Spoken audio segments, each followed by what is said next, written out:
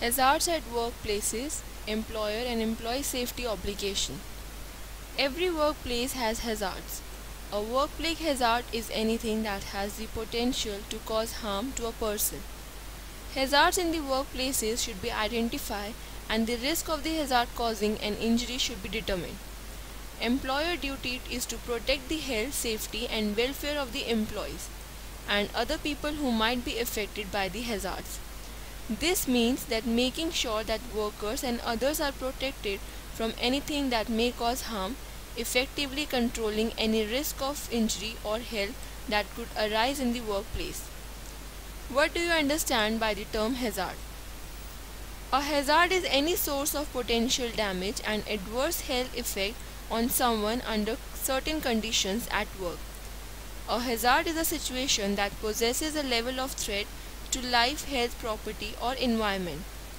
Most hazards potentially with only a theoretical risk of harm.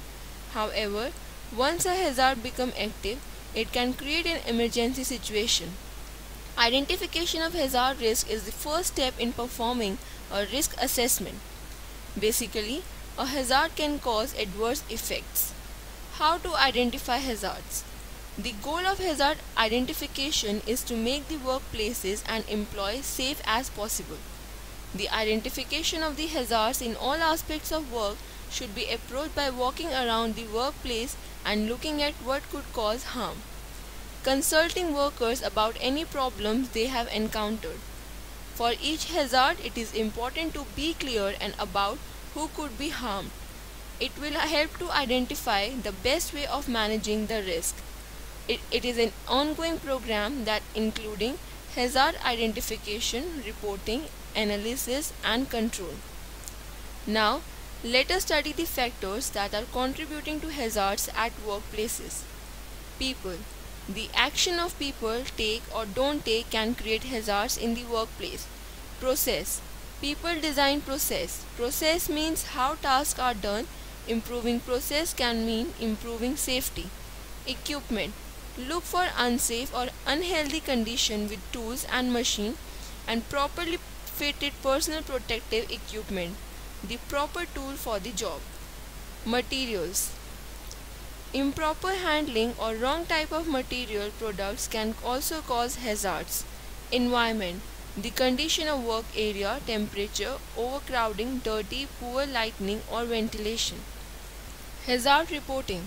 A hazard is anything that has the potential to harm people, property or the environment.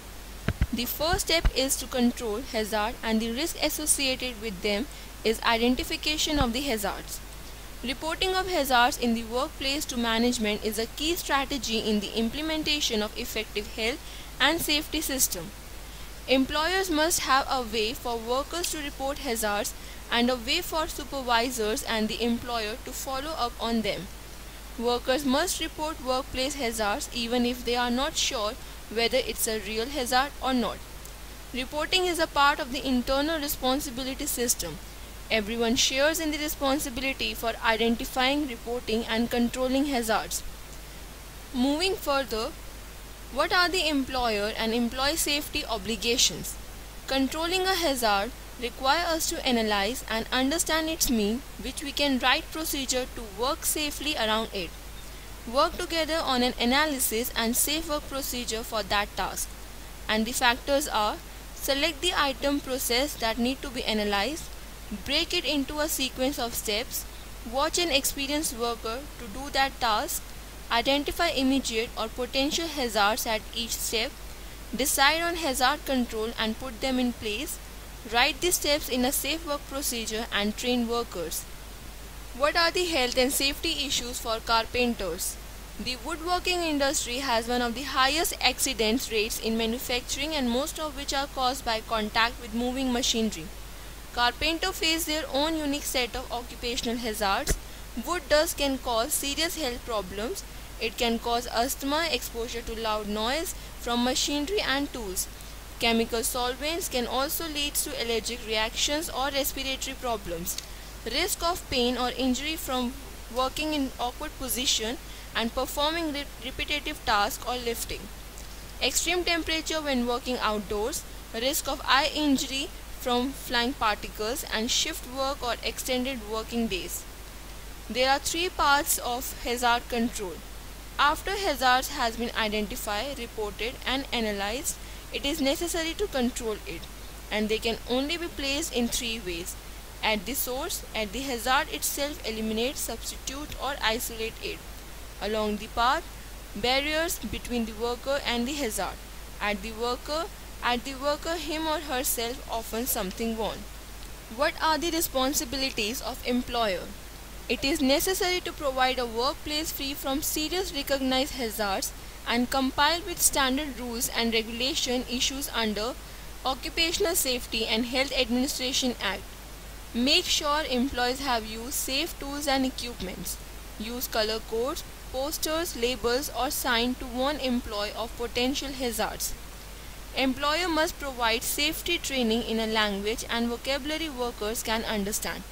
Provide medical examination, properly orientate, train and supervise staff to ensure safe work. Establish operating procedures and communicate them so that employees follow safety and health requirements. In this last lecture, we studied about the factors responsible for hazards at workplace and also covered employer safety obligations. Thank you.